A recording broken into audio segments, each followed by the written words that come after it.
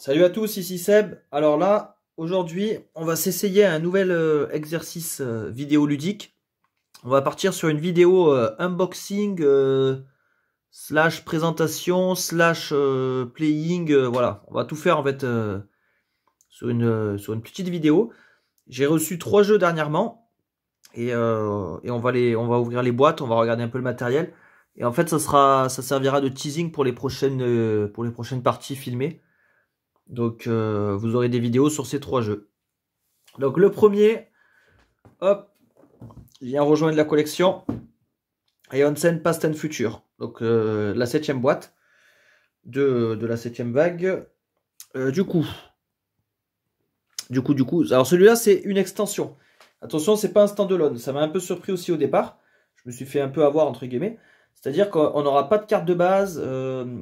Il y a une campagne dans celui-là. Mais on n'a pas les cartes de base. Il y a pas mal d'éléments qu'on n'a pas dans cette boîte. C'est la première fois qu'ils font ça. C'est un peu surprenant parce que moi, par exemple, un matin, je voulais jouer. Donc, je déballe ma boîte. Je commence à sortir mes affaires, tout ça. Donc, on nous dit, votre premier combat. Bon, c'est pas un spoil, là, c'est vraiment le premier élément dès le début du jeu. On dit, premier élément, première némésis que vous affrontez, vous allez chercher dans votre collection. Pareil pour le marché de cartes, on vous dit, vous récupérez vos anciennes cartes. Donc en fait celui-là il fonctionne pas de manière autonome. Il faudra vraiment avoir du matos. Ils le disent de toute façon là. Voilà. Ceci est une extension Aeonsen. Le New Age, donc c'est la boîte après le Legacy. Ou Aeonsen Outcast est requis pour jouer. Donc c'est vrai que sans ça, en fait on peut rien faire. Et moi un matin je me suis levé, je dis je vais ouvrir ma boîte, je vais me faire ma petite partie, mon petit setup. J'étais dos au mur parce que toute ma collection de cartes et de Nemesis, tout ça était resté dans la chambre. Je pouvais pas y accéder à ce moment-là. Et je me suis retrouvé le bec dans l'eau. Donc voilà, attention avec ça. Alors, Past and Future, c'est 2 campagnes en fait. Il y a 2 petits livrets. Ce sont 2 campagnes, je ne sais pas si elles sont suivies ou s'il y a un lien entre les deux ou si elles sont autonomes. Donc on verra ça plus tard. Alors, on va ouvrir. Parce que le jeu, il comprend aussi 2 extensions. Voilà. Bon, alors là, c'est un peu le bazar pour l'instant. Donc là, il y a 2 petits livrets, 2 petits feuillets, pardon, avec de nouvelles mécaniques. Développe et swap. Les pions à éther, moi je connais. Dans le dernier Legacy, il y avait déjà. Knowledge, ça c'est une nouveauté. Un nouveau type de pion. Alors ça, c'est une brèche spécifique à une mage. Ça a l'air super en fait. C'est un phénix, donc c'est un espèce de familier. Et j'ai lu vite fait en diagonale, je crois que c'est... En fait, lui, il fonctionne de manière indépendante. Il a son propre deck et discard, comme indiqué là. Et en fait, il va prendre des sorts et les charger lui-même. Donc ça, c'est super. On a un familier qui vient nous aider. Je trouve ça génial. On verra en jeu. Voilà les petits sachets habituels. Donc ça, c'est des... Je spoil rien, c'est des Nemesis, des extensions. Donc celles-là, elles ne font pas partie de la campagne Past and Future. Donc il y a celle-là, Clouded Mesmer. J'ai même pas lu les mécaniques. Pour l'instant, en fait, j'ai ouvert le jeu, j'ai dépunché. Quand j'ai voulu faire la première mission, je me suis retrouvé le bec dans l'eau, j'ai tout refermé. Donc voilà, au moins comme ça, c'est clair. Ah ouais, niveau 7 celui-là, donc il doit être assez balèze. Avec un beau visuel. Alors on avait aussi celui-là, celle-là plutôt, un Nemesis. Une espèce d'araignée mécanique. Niveau 5 celle-là. Ok. Et on a 2 mages. Un mage par extension. Chaque extension en fait comprend un mage et une Nemesis. Donc ça, les trucs des extensions, j'ai ouvert parce que de toute façon, ça peut s'intégrer dans la collection tout de suite. Donc il y a Dorian. Je suis pas trop fan du visuel. Il est un peu, je sais pas trop fan. Complexité de niveau 5.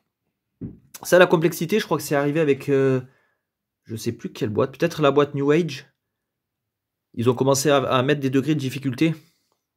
Donc en fait, dans la boîte Aeonsen basique, la première, je crois que la complexité, c'est des 1, 2 maximum. Et ensuite, ils ont un peu élaboré chaque mage avec des nouvelles capacités, des nouveaux effets, des nouvelles brèches spécifiques. Et afin d'avoir des mages un peu plus intéressants à jouer. Elle aussi, elle est niveau 5. Là, on a la façon d'utiliser le phénix. Ça a l'air super. Elle, j'ai hâte de l'essayer, franchement, j'aime bien. Donc elle, on voit qu'elle a une brèche. En plus de celle du phénix, je pense. Ok, bon, on verra ça plus tard. Donc là, on a le livret, un petit livret de règles. Très succinct. Donc c'est là qu'on nous dit de récupérer nos anciennes cartes et tout. Ça m'a un peu surpris. J'ai pas les cartes de base non plus. Parce que j'ai pas pris le pack accessoire. J'ai pas les nouveaux cristaux et les nouvelles étincelles. Je suis un peu déçu de ça. Parce que moi j'aime bien avoir tout ça. Donc voilà, il n'y a vraiment pas grand chose. Là on a tous les mots-clés. Avec les nouvelles compétences, nouvelles capacités. Ça c'est intéressant de revenir là-dessus. Parce qu'au fil des jeux à Janssen, ils ont rajouté des mots-clés. Et c'est bien d'avoir un résumé. Sur une seule page. Voilà, donc ça c'est vraiment succinct, hein. C'est vraiment pour vous dire, voilà, vous récupérez vos anciennes affaires et c'est parti. On a les deux campagnes, donc Past and Future. Bon ça je vais pas ouvrir, je vais pas spoiler. On garde ça de côté. Là on a tous les pions. Donc ça c'est les pions à éther du Legacy of Gravel. Les pions silence, ça, dans le Legacy il y en avait déjà. On a les boucliers, pareil dans le Legacy. Là il y a des pions spécifiques à un mage. Ça le Link, ils ont fait un token maintenant pour ça. Le Link, ça c'est dans Guerre Éternelle. Il y avait déjà des cartes avec Link dans une extension de Guerre Éternelle, il me semble. C'est pour permettre de mettre 2 sorts sur une même brèche.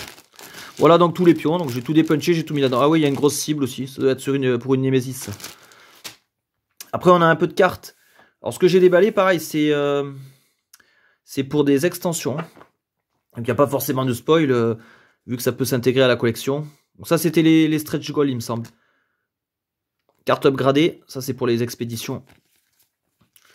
Carte, ouais. Donc on avait une gemme. En fait, c'est une extension, reprenez tous les stretch goals et une relique. Avec les cartes randomiseurs allouées. Ça là, il y a 2 coups parce que c'est une nouvelle mécanique celle-là, justement. Carte trésor, ça c'est pareil, c'est pour les expéditions. Et des cartes upgradées, ils nous en ont mis un petit paquet. Voilà, avec des effets assez puissants. Donc voilà, ça c'était une petite extension. Qu'est-ce qu'on avait d'autre? On avait ça. Donc ça c'est la carte de départ du mage qu'on a vu. Une nouvelle gemme. Une relique. Une relique encore. Déjà vous voyez au niveau des visuels, ils se sont largement améliorés. Ça c'est les cartes d'une Némésis. Niveau visuel, ils ont taffé les mecs. Depuis New Age, ils ont franchi un cap. Je trouve en tout cas. Là on a les cartes spécifiques de ces mages là. Ça aussi c'est pour les expéditions. Mage randomiseur et Némésis randomiseur finalement. Pour permettre de les intégrer. Voilà, ça c'était les 2 extensions. Ça, j'avais ça aussi, des brèches spécifiques à un personnage. Après c'est beaucoup de... Bah, c'est des paquets comme ça là en fait. Attendez, hop, ça je vous le montre pas, parce que là je l'ai déballé. Après voilà, ça va être des paquets comme ça, un peu style Legacy. On va les ouvrir au fur et à mesure de la campagne. On attend que le livret nous dise de les ouvrir. On a les enveloppes aussi habituelles. Elles sont un peu galères à les choper là. Il y a pas mal d'enveloppes. Chacune doit comprendre des mages et des Némésis. Si c'est comme les autres boîtes, c'est toujours comme ça. Voilà, avec le futur en dessous. Et le passé dessus. Ça, j'avais ouvert. Ouais, ça c'est pour la première mission. Bon, à la limite, ça je peux vous les montrer. C'est des cartes du marché. Livre des anciens. Detonate avec une nouvelle méca, là aussi. Très flashy hein, comme couleur, moi j'adore. Ça c'est les cartes de départ de certains mages.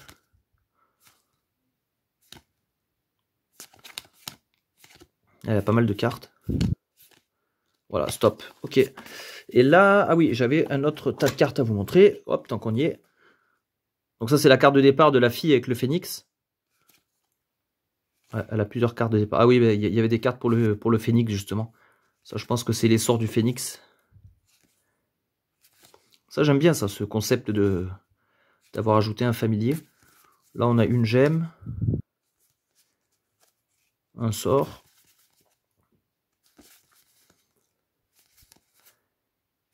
Ah, franchement, là, les illustrations, ça n'a rien à voir avec le premier jeu. On est sur quand même un truc un peu plus qualitatif. Ça, c'est un mignon. Ah, donc du coup, j'ai pas encore eu... Ça, c'est des trésors. Encore de nous. Ah oui, et on a aussi les randomiseurs pour ces deux persos. Donc ouais, j'ai assez hâte de tester et voir ce que ça donne, parce que quand même, mon jeu favori de tout temps. Donc voilà, pour l'instant, j'ai juste déballé. On verra ça plus tard, du coup. Sachant que voilà, toutes ces cartes, ça, je peux l'intégrer directement dans mon jeu. Dans ma collection, pardon, et en profiter immédiatement. Et je ferai les campagnes, du coup. À voir si je filme ou pas, je sais pas. Je sais pas encore comment... Si ça intéresse déjà du monde. Et moi, je suis trop chaud pour le Phoenix. Voilà, donc ça, c'était le premier jeu. Hop, hop. Et ouais, la boîte est là. Hop, voilà. On va passer au deuxième. Alors, le deuxième, c'est un petit jeu. Hop, Dungeons of Dragmar. Donc, c'est un petit jeu jouable de 1 à 4. Et celui-là, en fait, il est tout récent. Je pensais qu'il avait quelques années, mais en fait, non, c'est 2022.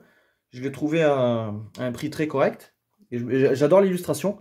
J'adore les dessins comme ça, là. Ça peut faire penser un peu à Donjon Degenerate, avec les créatures et tout, des couleurs comme ça, là. J'adore le visuel. Et je me suis dit, bah, pourquoi pas tester, vu que c'était un prix assez bas. Donc là aussi, on va ouvrir, on va voir le matériel. Alors, là, c'est sympa, là, il y a des tapis néoprène dans le jeu. En fait, il y en a un pour la... Alors ça, c'est ouais, pour le marché. On va avoir plusieurs types de cartes et tout. Alors les tapis sont sympas, par contre, comme ils sont pliés dans la boîte, ils gardent les formes des pliures, quoi. Ça, c'est un peu dommage. Je sais pas si ça se repasse ou si... Ouais, ils auront, je pense, toujours un peu la forme... là, on le voit. Bon, en tout cas, c'est pas mal quand même d'avoir du tapis néoprène. Moi, j'aime bien. Voilà, celui-là, il est bien, parce que là, on a la map. On a la carte du monde, là. Avec différents emplacements, différents donjons. Et en fait... de ce que j'ai lu, c'est un... En fait, nous, on est dans celui-là, on joue des entrepreneurs, des seniors entrepreneurs. Voilà, c'est le terme qu'ils utilisent. On joue des seniors entrepreneurs, on embauche des héros, on leur achète de l'équipement et on les envoie en fait visiter les donjons à notre place pour qu'ils nous ramènent des butins et qu'ils tuent des boss. Et en fait, c'est un peu rigolo. Voilà, on va embaucher comme ça des personnes et on les envoie à des morts certaines parfois. Mais on s'en fout, c'est pour le fun. Et voilà, donc on va devoir visiter tous les donjons avant d'arriver au dernier, là, celui-là, la forteresse, et vaincre le grand boss. Alors après, il faudra tester je vais tester le solo, j'ai pas encore joué. Mais j'ai l'impression qu'il est peut-être mieux en multi, celui-là. On peut un peu s'entraider durant les donjons, on peut les visiter à deux. On peut s'échanger des objets et tout. En solo, voilà, j'aurai pas toutes ces interactions. Donc à voir s'il est bien aussi en solo. Après, dans la boîte, on a quoi? Le petit livret de règles. Alors, ça m'a étonné, il est multilangue. Ouais, multilangue. Il y a le français, anglais et tout ça, donc c'est nickel. Alors après, le livret de règles, gros souci avec celui-là, justement. Il y a plein de points d'interrogation après la lecture.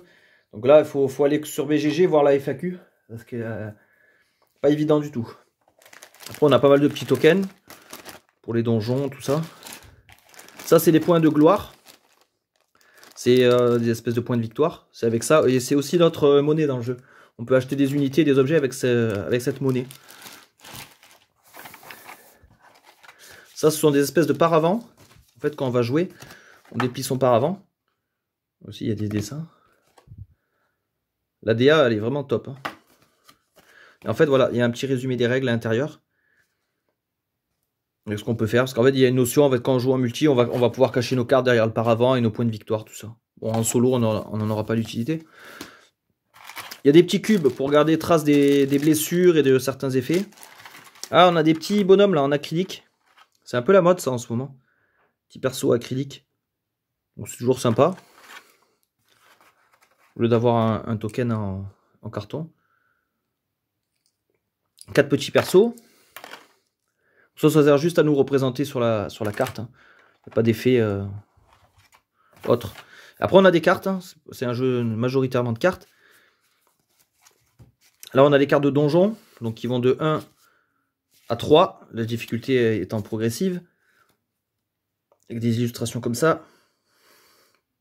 Je vais vous mettre un peu plus de lumière. Hop. Voilà. J'aime bien les monstres. Franchement, ils sont assez stylés. Il y a des pièges aussi, ça c'est un piège.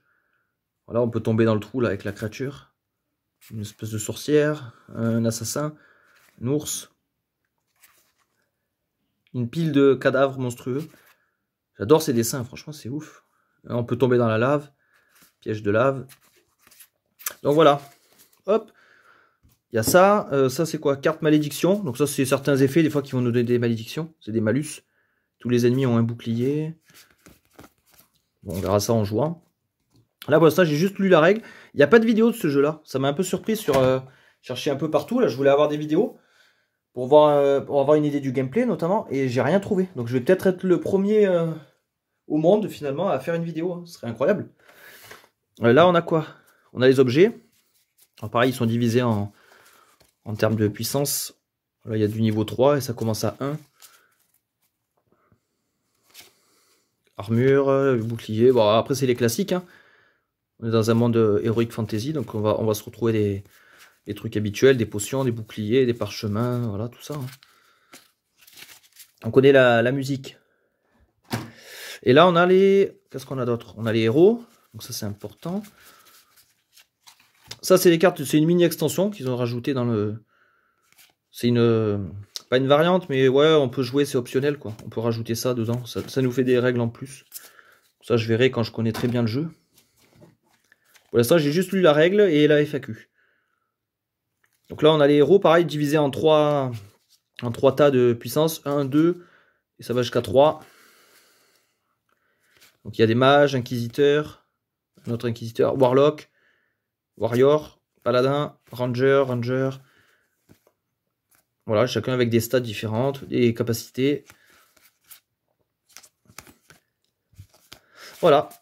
Donc ça, c'était Dungeon of Dragmar. Pareil, il y aura droit à une petite partie. On essaiera ça quand même. Celui-là, ouais, c'est surtout le visuel qui m'a attiré de prime abord. Il faudra voir les mécaniques. On va passer au dernier jeu. Alors attendez, pour ranger, c'est un peu compliqué. Je sais pas trop comment c'était plié au départ. Ouais, je suis en train de faire n'importe quoi. Bon, je verrai ça plus tard. Hop, on va dégager ça. Comme ça, on va passer au troisième et dernier jeu. Alors, troisième et dernier jeu, Ruins. Toujours mon problème de lumière. Voilà. Ruins, Dev Binder. Alors, Dungeon Crawling Game. Dans un univers de Dark Fantasy en ruine. Je sais pas si ça vient pas d'un jeu vidéo, ça. Parce que, je sais pas, quand j'ai lu la règle et tout, j'ai l'impression que c'est tiré d'un jeu vidéo, mais je suis pas sûr. Donc, info à prendre avec des pincettes. Donc ça, c'est un jeu de 1 à 2. 14 et plus, 90 minutes. 5 minutes de setup. Bien ça. En fait, on va devoir descendre dans un donjon et essayer de survivre. Je crois qu'il y a 5 étages dans le donjon. Ça, il y a des vidéos sur YouTube notamment. J'ai déjà vu des gameplays. Donc j'ai déjà une bonne idée, un bon aperçu du jeu. Et ça a l'air vachement sympa. Et en fait, on descend dans un donjon, on combat des monstres. Bon, ça, c'est tout. Jusqu'à là, c'est habituel. Il y a des événements, etc. Il y a des boss. Par contre, la nouveauté, c'est que là, on est sur une déconstruction de deck. C'est un deck building inversé. On commence avec un gros tas de cartes. Et au fur et à mesure, on va devoir éliminer des cartes et rétrécir notre deck jusqu'à le faire devenir plus optimal. Et celui-là, je ne l'ai pas encore déballé, donc on va voir. On va voir le matos. Alors, ça c'est quoi? Plateau joueur, double couche. Ils sont pas mal. Ok. Il y en a encore un, c'est bizarre. Normalement, c'est 1 ou 2 joueurs. Pourquoi il y a 3 plateaux du coup? Player très upgrade. Bah, je sais pas. C'est bizarre parce qu'on peut jouer qu'à 2. Pourquoi il y a avoir mis 3 plateaux du coup? Je sais pas. Ça, c'est le donjon. On va devoir... en fait, on commence sur une des cases au-dessus et on doit descendre en suivant un chemin. Et sur chaque case, là, il y aura des petits pions événements, de ce que je me souviens, avec soit des combats, soit des camps pour se reposer, ou des trucs d'événements.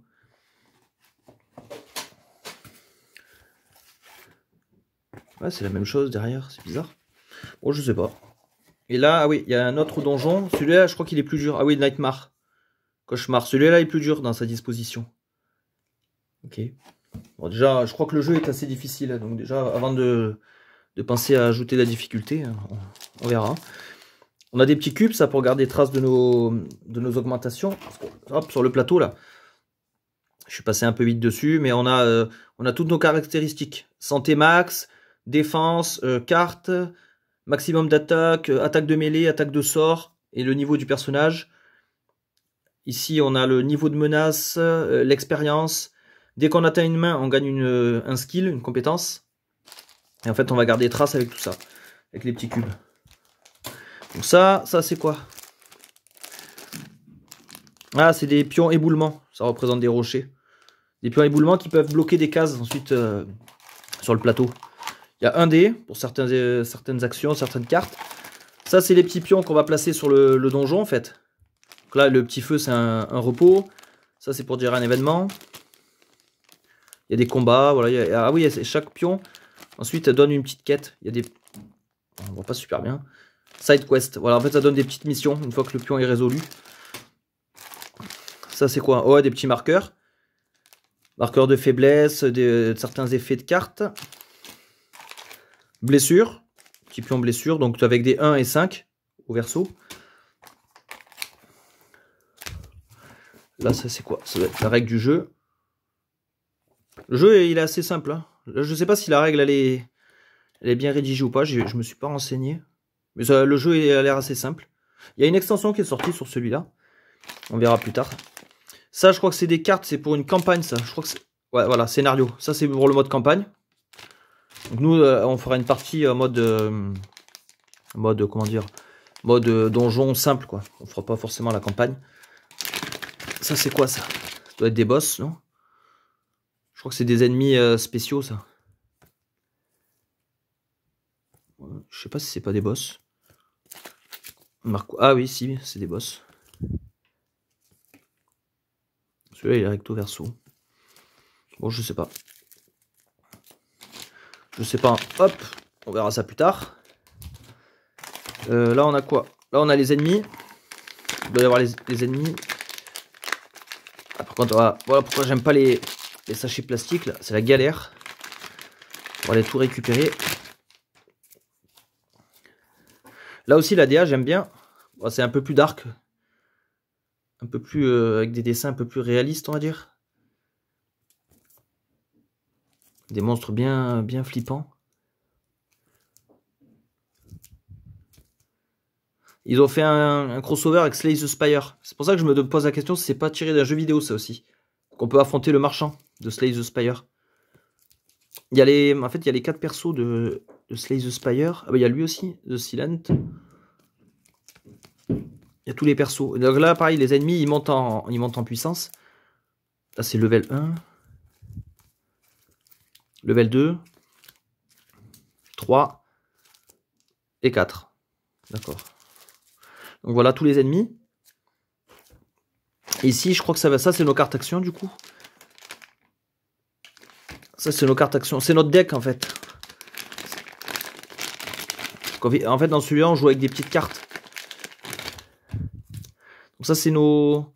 Je crois que c'est notre deck. Voilà, une carte, ça se présente comme ça. Donc, par exemple, celui-là, si on est niveau 1, on fait un dégât. Niveau 2, on fera 2. C'est une attaque physique. Et après, voilà, il y a certaines cartes qui ont des compétences. Un peu comme Slay the Spire, qui va nous dire, par exemple, si vous jouez cette carte en premier, vous piochez une autre carte. Si vous jouez cette carte en dernier, il y a plus un dégât.